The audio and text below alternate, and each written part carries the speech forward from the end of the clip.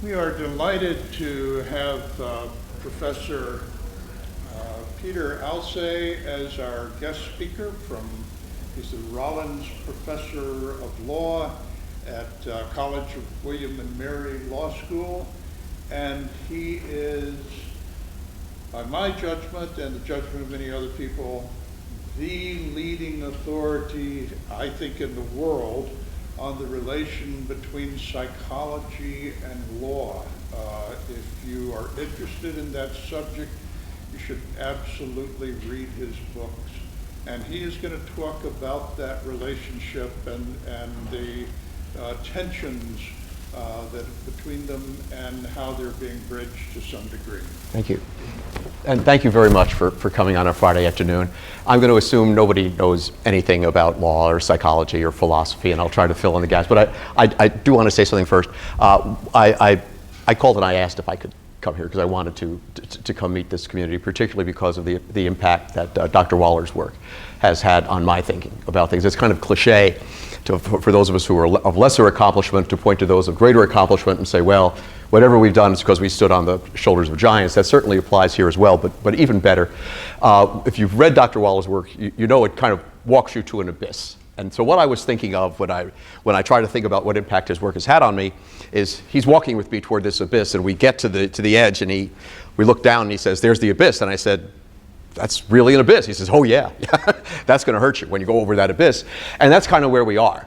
That captures well where I think our understanding, our maturing understanding of the nature of moral responsibility and human agency is going to take us when we evaluate the law. Because the law has adopted and really relied upon, I think, an inauthentic understanding of human agency. And to its credit, though, the law is really resilient. And law and movements, law and something, psychology, economics, is very good at vulture-like taking advantage of developments in other fields and incorporating them into the law. Sociology changed the law dramatically. Economics changed the law dramatically. Behavioral economics has changed the law dramatically. And the law is pretty good about this. It says, well, give me everything you got, arguments from several directions, and we're going to cash it all out here. And I think in matters of legal doctrine, in matters of legal theory. The book that Dr. Waller mentioned has a chapter on exemplary criminal law doctrine, and then criminal law theory, and where the incongruities, both in the doctrine and the theory, and the fit between the doctrine and theory, would emerge if we have to reevaluate the nature of human agency in light of neuroscientific insights. Does the same for contract and tort.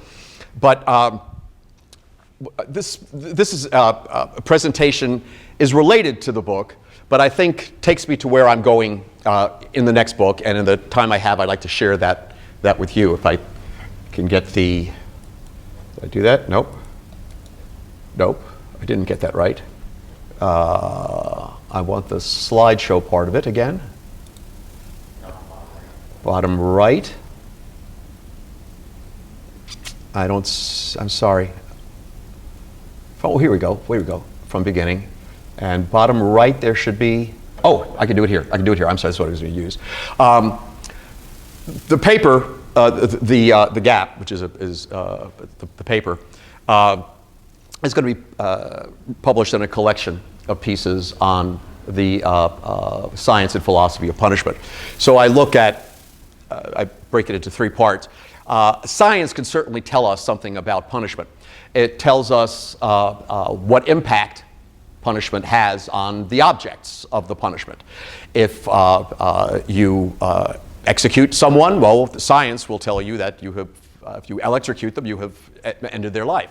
If you put somebody in isolation, science will tell you what happens to them in isolation. If you put an adolescent in isolation, science tells you particularly what will happen to an adolescent, and why the time of life during which you isolate someone has an impact on them, and how different impacts during different times of life. So science clearly can inform what punishment does. I hope everybody's okay with that. Philosophy asks and tries to answer the bigger question: why do we punish people? Our reasons for punishing are either instrumental or non-instrumental. Instrumental because somebody is blameworthy, they are culpable, they are guilty, they need to pay their debt to society to kind of redress an imbalance. That's a non-instrumental view of punishment. An instrumental view of punishment is, well, if we punish people who do bad things, there will be fewer bad things done, and fewer people who do bad things will be less inclined to do them, and other people will also see what happens to people who do bad things, and they won't do bad things. Philosophy asks us what we want to accomplish through punishment. That's the idea, either instrumental or non-instrumental objects. But it seems that philosophy also has to be concerned with how the objects of punishment are related to the science of punishing. I'm going to explain that in a minute.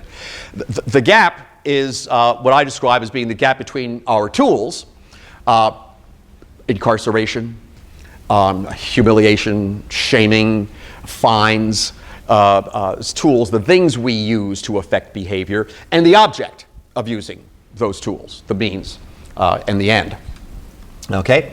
Now, science and punishment, first, you've got here what science would love to be able to do, and we'd love science to be able to do for us. A normal brain on the left, and you'll have to take my word for it, that's supposed to be a psychopathic brain. On the right, psychopaths are not desirable people for the most part. It's about 3% of the population. Most of them are male. There are tests we can use to determine whether behavioral tests and just answers to the 40 questions actually on a questionnaire. We can determine if somebody is a psychopath or not. If you score high enough in the 30s, you're a psychopath. But there are degrees of psychopathy. And what we think is kind of the hallmark of a psychopath is a lack of empathy. Well, that's what we think.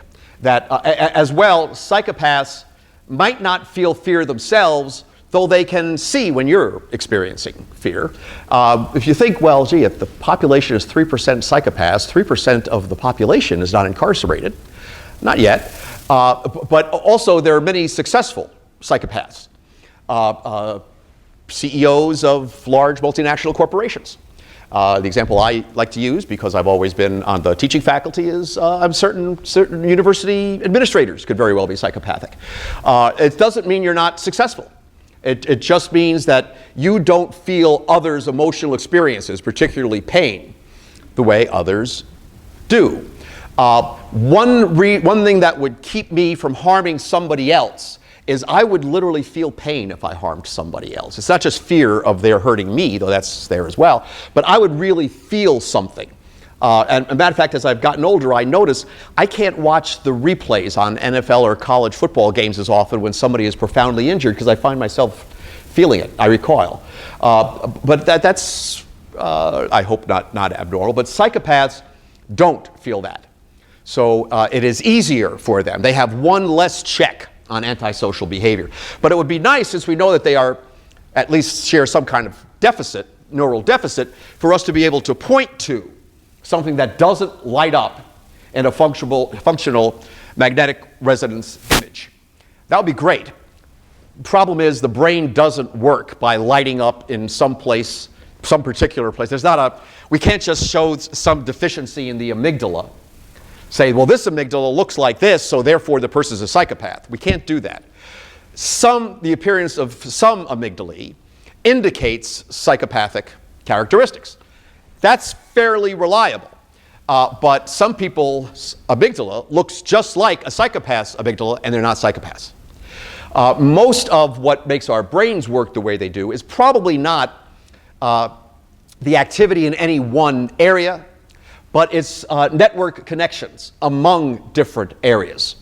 And they are roughly similar between people and among groups, but they are not absolutely the same. You could look at two brain scans, which will be identical of a 75-year-old, 80-year-old. One will have Alzheimer's type dementia and the other will not. And the only reason we know that one has it and one doesn't is behavioral evidence, not neural evidence. Nonetheless, we do see, there is reason to believe that we can discern some physical differences that indicate psychopathy. just kind of the gross experiment. So science then, if it could help us improve these pictures, get more and more acuity in the picture, might be able to tell us who's going to be a psychopath. And maybe tell us who's going to be a psychopath when they're 12 years old or 10 years old. And at one of my presentations of this material, somebody whom I'll show you a picture of and mention later, says, so what do we do if we discover that a 12-year-old is going to be a psychopath? Do we, or a 3-year-old, do we euthanize them? No, we don't, any more than we euthanize somebody who has the Ebola virus. They're sick. We take care of them. Somebody who has tuberculosis, we remove them from situations in which they can harm others, but we don't put them to death, and we do not even put them in torture chambers like we might in some of our prisons.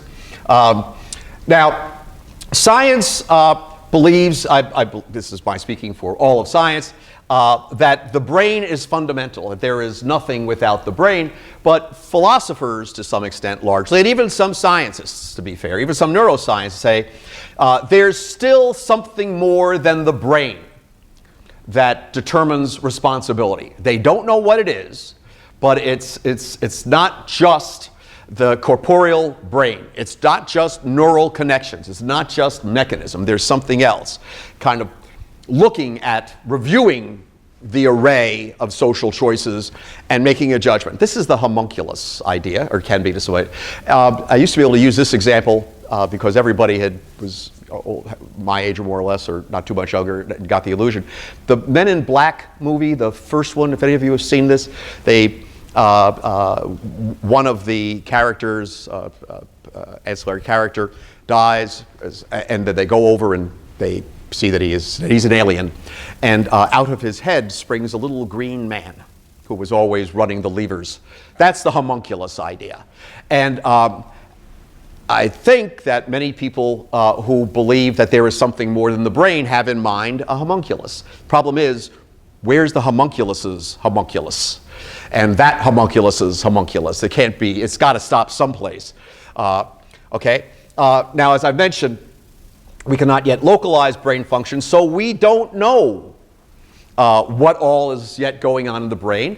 And it's not going to be just a matter, I learned recently, of getting bigger and stronger MRI magnets, because we now use 3 Tesla magnets, pretty powerful, in clinical settings and in neuroscientific experiments. And they'd like to be able to use a 7 Tesla magnet. Problem is, it does screwy things to the eyes, and it actually distorts the brain and neurons that they're trying to, the movement of which, the activity of which they are trying to measure. So there will be a limitation on what even MRI can tell us. Okay? Now, illustrative cases where science could matter. Take this is the 2 pictures of the same brain. This doesn't look good. The front right section of Mr. Weinstein's brain. That looks, so when he was being prosecuted for throwing his wife off the 12th floor balcony, his response was his brain made him do it. The brain defense. Very good book of nonfiction, fictional almost, book written about this. Problem is, this is dramatic, this brain deficit on the left, but it probably didn't have an impact on his behavior. Now, you could imagine in some cases, if we were to remove about a quarter of somebody's brain, it would have an impact on their behavior, particularly since this is from the executive or frontal lobe, which kind of, it's the source of restraint. It's deferred gratification. It's let me think one more time. The executive lobe does that, but if you're missing half of it, nonetheless, those shiny illustrations frightened the prosecution enough that they wanted to come up with some kind of deal with the defense for fear that the jury would see this and say, well, this guy's not criminally liable. Look at his brain. He's missing a quarter of it. Probably this brain, it's a cyst, it's an arachnoid cyst on his brain, probably did not contribute to his behavior, certainly not to that behavior, murdering his wife. The case of Mr. Oft on the right is I find much more interesting. I believe he was a teacher in Charlottesville, Virginia, And it was mild-mannered. He had some interest in pornography generally, but over the course of 40 years, it hadn't hurt him or anybody else. And but then all of a sudden, he started acting very inappropriately toward his stepdaughter. And he was arrested. There was supposed to be a, as I recall, a chronology is not as sharp with me as it should be. It was in anticipation of what disposition there was going to be in his case. Incarceration.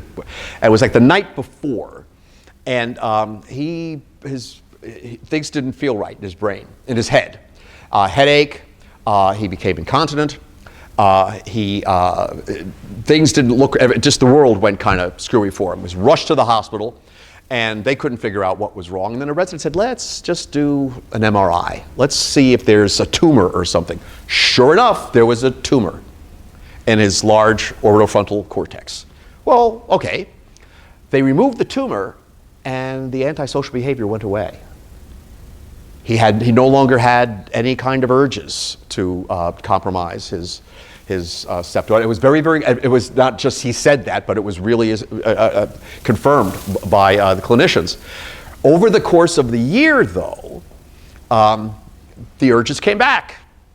And they said at the end of the year, he was manifesting a very questionable and frightening behavior. They said, well, first thing, now let's look at the brain again. They hadn't gotten all of the tumor. And it grew back. And they removed the tumor completely gone. And he went back to being the Mr. Oft, everybody liked high school teacher, not threatening. Question that I was first confronted with somebody I'm going to introduce you to in a minute was, what do you do with Mr. Oft? I asked my law and neuroscience classes, show of hands, I say, how many of you think that Mr. Oft, now that we've removed the tumor, assuming that we've got it all, will want him incarcerated, and how many want the tumor incarcerated, but let Mr. Oft go about being Mr. Oft? And every semester there's an exact split. Half of the students say he should still be incarcerated because after all he did it, and the other half say, well, no, what caused him to do it is gone. So there's no longer a good reason. Well, there might be a non-instrumental reason in some way. He set the world in some kind of normative imbalance vis-a-vis his stepdaughter and the citizenry of the Commonwealth of Virginia. But as a matter of instrumental moral theory, normative theory, he doesn't present a threat any longer. And we're going to have to pay to keep him in jail, and I pay taxes in the Commonwealth. And he's probably going to be exposed to violence in prison. And that's not going to be good for anybody. And his wife was comfortable, and his stepdaughter was comfortable. There was not going to be any other victim. So that's kind of the question we were left with and that science took us to in these cases. Now, science matters, I think, for both non-instrumentalists and for instrumental and non-instrumentalists. It can be for non-instrumentalists, those Kantian, Aristotelian, who just believe a criminal has put things out of balance and the law needs to respond by restoring the balance, wholly apart from any incentives, any deterrence object, any rehabilitation object. Just the criminal put the world out of balance. We now need a moral response in the law to restore that balance. You still need, if you're going to punish someone to restore the balance, you need to know whether your punishment is commensurate with their blameworthiness. Because you can't punish them too much, or that's also puts things out of balance. So you need to know, non-instrumentalists need to know the impact that punishment has on the punished, and science can tell you what impact. Problem is that you need to do the math, and you don't want to do too much or too little punishment.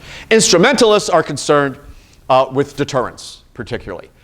Problem is, we're not really good on specific deterrence. Specific deterrence means we're putting you in jail so that you can't do this anymore, or at least for as long as you're in jail, you can't do it anymore.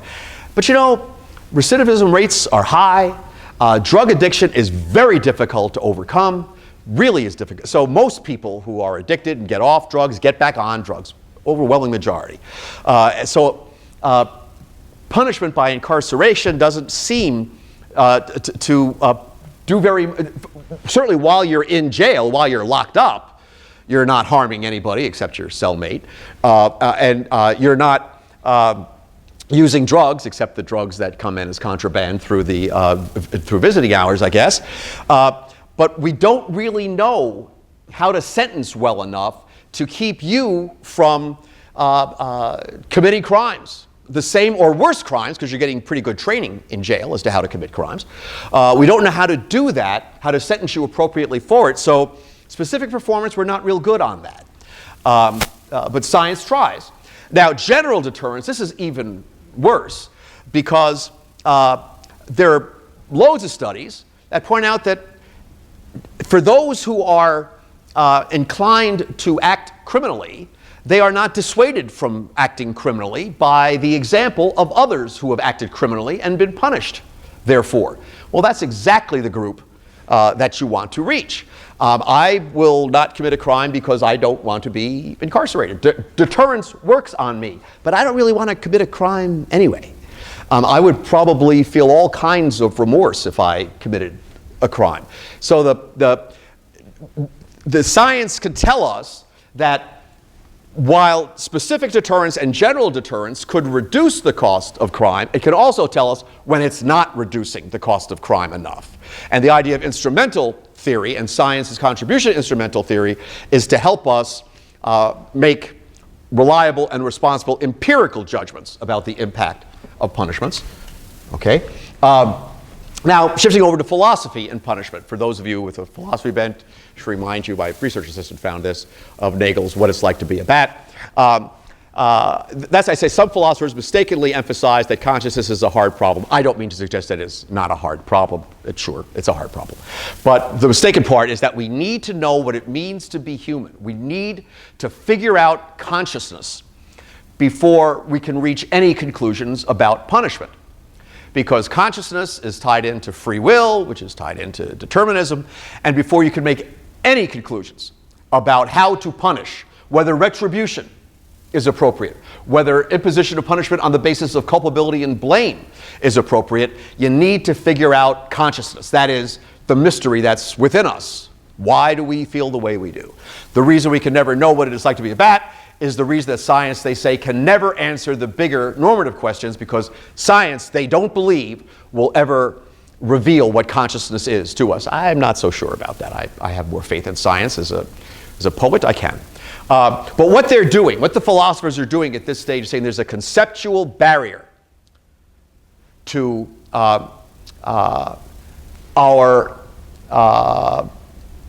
ever learning enough about the human agent to give up on non-instrumental reasons for punishment.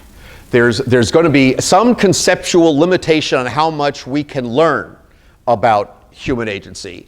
And in that gap, in what remains, in the part we can't learn, that's where the source of moral responsibility and morality lies. Now,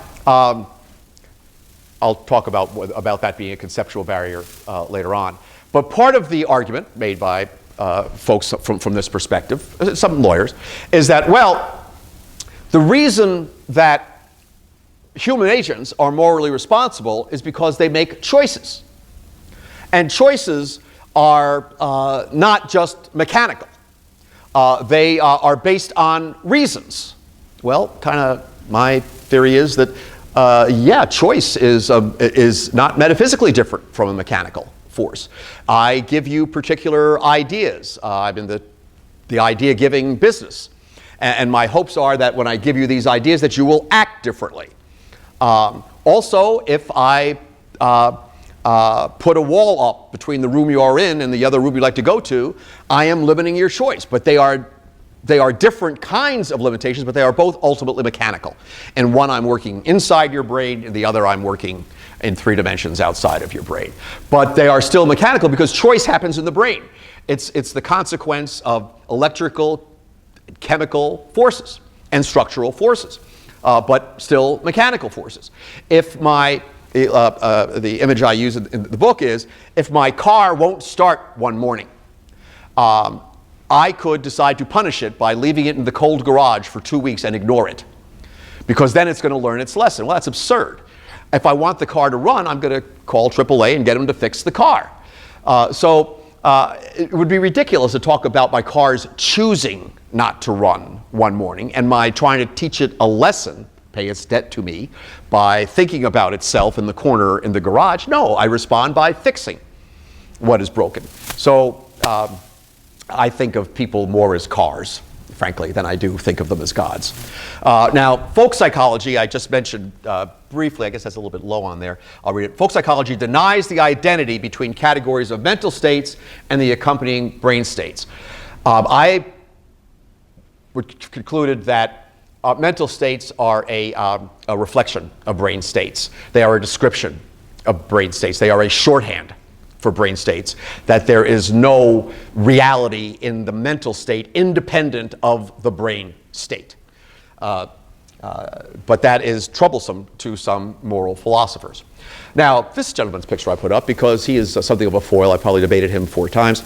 And he's Stephen Morse.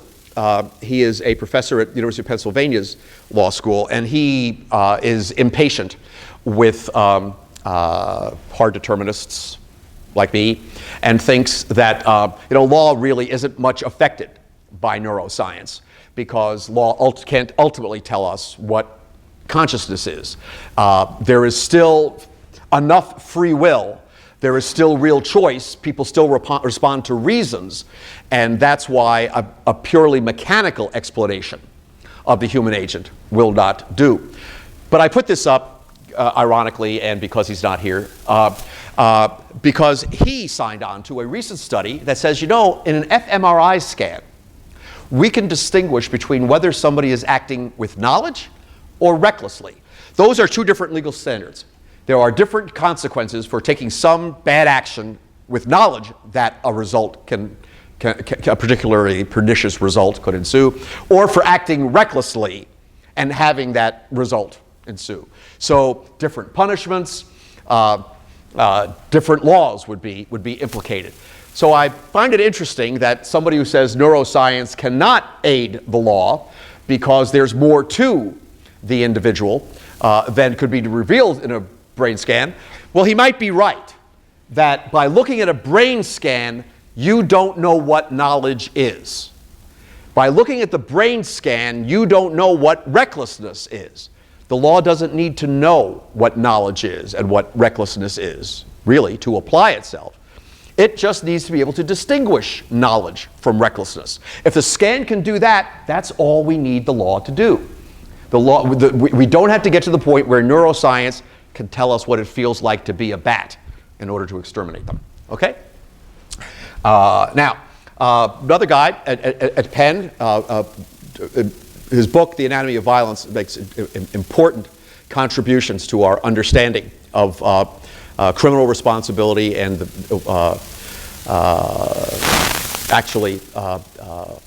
what environmental forces determine our criminal propensity, and it's actually a chilling book. It's brilliantly done. Adrian Raine, who, by the way, if you scan his brain, has the brain of a psychopath, though he's a tenured, very full professor at Penn and an absolutely delightful guy who I've never seen act like a psychopath, and I've had dinner with him a couple times. But he's kind of stuck at this position called compatibilism, which is, you're all compatibilists. Virtually all of you are compatibilists. Maybe some of the philosophers are not compatibilists, but virtually everybody else is a compatibilist. That means you realize that you are the product of forces acting upon you. Your parents had an impact on who you are. Your colleagues have an impact on who you are. We hope your teachers have an impact on who you are. The wealth you have or do not have impacts your choices, so it determines a lot about your choices, right? What life you're going to have. But compatibilists say there's still enough free will in there. So pretty much no matter where you start from, you can overcome that. Except in extraordinary circumstances, I think they would still allow. But there is enough libertarian-like free will, something sufficiently God-like in us, some uncaused cause, so that we can make choices not determined by nature or nurture. And Adrian Raine, who wrote a whole book about how choices are limited by our environment, I'm pretty sure he's a determinist, but nonetheless, here's how he describes his middle ground, which is compatibilism. Free will likely lies on a continuum, with some people having almost complete choice in their actions, others have relatively less. Rather than viewing intent in black and white, so if you like criminal liability in black and white, all or nothing terms, as the law does, with a few exceptions, I see shades of gray. There are degrees of free will, and we all differ on that dimension of agency. Here's the problem with that. What determines where you are, what degree of free will you have? Nature and nurture, right? There's no third thing. It's nature and nurture. So your capacity for free will, if there is such a thing, is still determined by your nature or nurture, neither of which you have any responsibility for, moral responsibility for. Causal, perhaps, but not moral responsibility for, because you didn't get to pick your parents. Thank goodness it worked out as well, and you're very pleased with the parents you have, but you didn't get to pick them ahead of time, right? You don't get to, so therefore, you have limited control, you have no control over your nature. You were born with the genetic makeup that you have. Nurturing, you didn't determine your environment for the first day, week, year, 5 years, 10 years, or more that you were going to be raised in. So why would we make you say that you are morally responsible when the two constituents of moral responsibility are wholly without your control? There's responsibility, perhaps, but not moral responsibility. So I really like Adrian Raine. We agree on a lot of stuff. I think he really is a determinist, but this is what a compatibilist would say. And here's just an example that I pick out. You may have heard of this, the marshmallow studies, that you can take little children, I don't know, is it 5, 7 years old or so, put them in a room, and the tester says, I'm going to give you one marshmallow right now. If you don't eat it until I come back, I will give you a second marshmallow, and then you can have both. If you eat that one marshmallow, that's all you get. And then they leave a camera on in the room, and some of the kids are literally bouncing off the walls because they want to do anything to distract themselves from eating the one marshmallow, so that they can have 2 marshmallows. Well, many students, I don't know what number, but many give up and just have the one marshmallow. Turns out that there's a positive correlation between the kids who do not eat the one marshmallow, who defer their gratification, wait to get the second one, and are successful later in life. They make more mature choices. They defer their gratification when it comes to finishing high school, finishing college, finishing graduate school. And so the first study said, well, see, we can look at children at the age of 5, see how they respond to the marshmallow test, and then make some judgment about their normative constitution, their mental constitution, or whatever it would be, at age 5, and how it's all going to turn out. Problem is, if you're just picking these children randomly, you don't know what their experience to date has been in those first 5 years. Maybe their parents promised them things and didn't follow through. Maybe they were one of 10 children, maybe 5 children in a large family, and you had to take what you could get when you could get it. So, in the new study, suggests that, we really haven't been able to exclude considerations of social and economic background in order to determine this kind of free choice. So, not so free a choice. Now, philosophers, I believe, need to preserve moral responsibility, but I don't think compatibilism can do it. Because I don't think this is recapitulation with different other mechanisms. I think what we are left with is a feeling of control. I don't believe in free will, but I act as though, and I probably in my mind think I have free will, but this conversation goes on regularly for me. It's very confusing. I won't bring you entirely into it. But so sometimes I know that I am wholly determined, but in all of my actions, I believe I have free will, and I want to believe that everybody I deal with has free will, even though I know they don't. And part of it is, if they have free will, then they have moral responsibility. No free will, no moral responsibility, but free will, moral responsibility. And if you all are moral actors, I can use moral talk as a lever. I can develop in you guilt, a sense of if I don't do that, I am blameworthy, I am culpable in some way. So I think morality is a great lever. It's really worthwhile. I think it's a fiction we can't do without. Nonetheless, it's a fiction, so I certainly wouldn't want our law to be based on that kind of fiction, which might get individuals through the day. This is the last part, policing the gap. If there is no such thing as moral responsibility, and this is what I realized from reading Dr. Waller's books, then the case for much of our criminal justice system falls apart. At least it's compromised severely.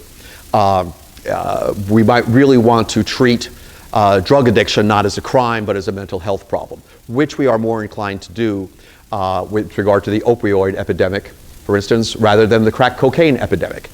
There could be different reasons for why we treat those two epidemics differently, but are we confident that they are really wholly removed from our judgments about the socioeconomic status of the people who are victims of those two different scourges, I'm sorry. But still, and I acknowledge this, what do we do with the octogenarian, this is Golden State Killer, I think, who was a serial murderer in his relative youth, but 50 years later he's gotten over it? If you don't have some sense of moral responsibility, some non-instrumental normative theory, how do you respond to him? He's not going to commit crimes anymore. He's not going to hurt anybody. If you put him in jail, you have to pay to keep him in jail.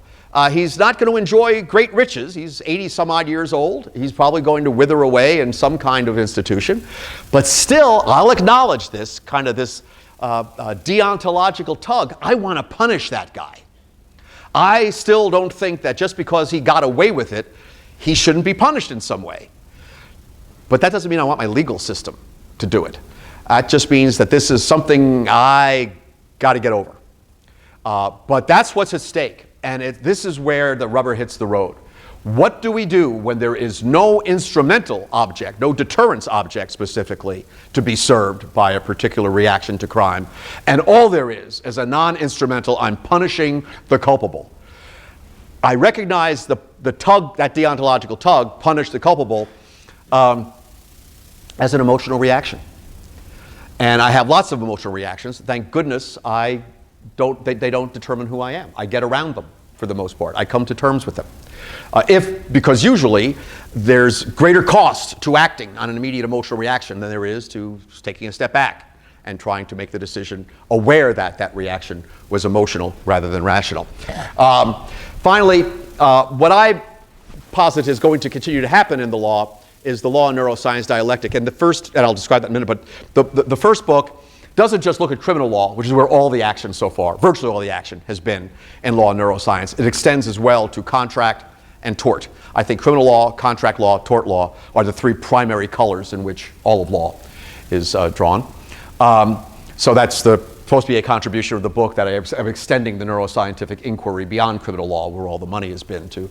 But this example I give is from the criminal constitutional law. Just an example of this dialectic. Well, a thesis: as adolescent brains are insufficiently developed to support the imposition of some forms of criminal sanction. This is the Supreme Court's conclusion in Roper and Graham. The response to this was Justice O'Connor and certainly Justice Scalia in their dissent. Well, some adolescent brains are sufficiently developed to support the imposition of some forms of criminal sanction. Now, the reason that adolescents as a whole are likely underdeveloped is because from the age of around 12 to the mid, maybe late 20s, your brains are not pruned. The neural connections have not been pruned. There is insufficient myelination of the axons in your brain. So think back to mistakes you made when you were 12. Don't you kind of cringe? Because I'm so embarrassed that I did that. Well, that wasn't you. That was somebody else. That was the 12-year-old you. That's not you anymore. So do we really want to sentence somebody to death because they commit a murder at the age of 16, 17? Supreme Court decided no, we don't. But the response was, well, maybe there are some kinds of punishment that might be appropriate for some adolescents. Well, so that's the thesis and antithesis. The synthesis is, well, in light of current empirical challenges to distinguishing the degrees of neural development, this particular form, execution, is ultimately not efficacious. But the science is going to improve. We're going to be able to look at individual brains and reach more reliable conclusions about those brains' ability to process information and make decisions, such as, do I commit this heinous murder or do I not? Problem with these cases was these teenagers who committed murder, they were heinous murders. They were very, very, they were awful. But you got to tell yourself, and as shocking as it may be, most juvenile offenders offend once. Whether we incarcerate them or not, they offend once and they never offend again. But we can be pretty sure we incarcerate them the once, we're exposing them to exactly the kind of forces that make it more likely they will offend again, and even more dangerously. But that's the subject of the next book. I would be grateful for your pushback, any comments at all. I hope I've left more than enough time for questions.